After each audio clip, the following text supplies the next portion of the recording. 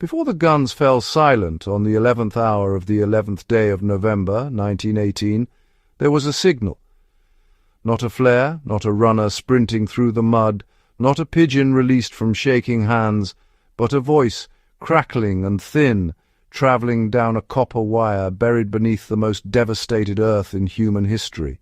That wire, and the men who laid it, repaired it under fire, and died protecting it, may well have been the true instrument of the war's end. Welcome to Fieldcraft Chronicles. Today we go underground into the world of the First World War signaller, the forgotten craftsman of the trenches, and uncover how the field telephone transformed not just warfare, but the very nature of human survival under pressure. The trenches of the Western Front were engineered ecosystems of survival, carved in zigzag patterns to limit blast damage. Soldiers built dugouts from salvaged timber, corrugated iron, and layered sandbags. The deeper, the safer. By 1918, German dugouts descended 30 feet into chalk and clay, lined with wood and wired for electric light. A British Tommy's dugout smelled of wet earth, candle tallow and stale tobacco, the scent of men living at the absolute edge of endurance. Into this world came the Fullerphone, a device whose genius lay in its profound ordinariness. Invented by Captain Algernon Fuller, it transmitted Morse code via a low-voltage direct current so weak that German listening stations simply couldn't detect it. While conventional telephone conversations bled electromagnetic energy into the surrounding soil and could be intercepted hundreds of yards away, the Fullerphone whispered, "In a war where information meant lives, that whisper was worth more than a shout."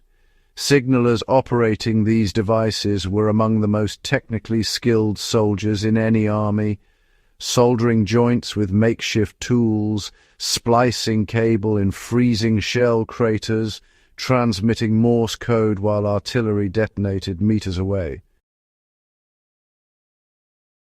Laying telephone wire across open ground was, honestly, one of the war's most dangerous routine tasks. Signalling sections moved forward with advancing infantry, unspooling cable directly behind assaults. A buried wire survived near misses, but a surface wire was cut by the very first barrage. So, signallers dug, by hand in darkness, under fire. Cable runs were routed along reverse slopes, drainage ditches and trench walls to avoid enemy spotters. This constant landscape reading, moving with terrain, using geography for concealment, is the same instinct that drives bushcraft today. Rations were monotonous and quite often cold bully beef, hard biscuits, tin jam and, of course, tea. That tea was a survival technology as much as a comfort. Brewed in mess tins over Tommy cookers, it provided warmth, hydration, and, well, a psychological anchor of normality. Water came in petrol tins that permanently flavoured every drink with kerosene.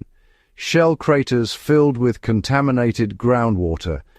The instinct to conserve, ration, and identify safe sources, skills native to wilderness survival, were here forged by industrial necessity. The lesson of the Fullerphone reaches far beyond 1918. The most effective communication in a crisis is not the loudest, it is the most reliable. The signallers who kept those networks alive understood something fundamental. The system that works under the worst conditions is the one worth building. Redundancy matters. Simplicity matters. The ability to repair with whatever is at hand is not a compromise. It is the skill itself. The last signal of the First World War ended quietly, a message received, a gun falling silent in a November field. The men who made that silence possible were not generals, They were signalers with muddy hands and worn tools who kept the wire alive for 4 years against every force that tried to break it.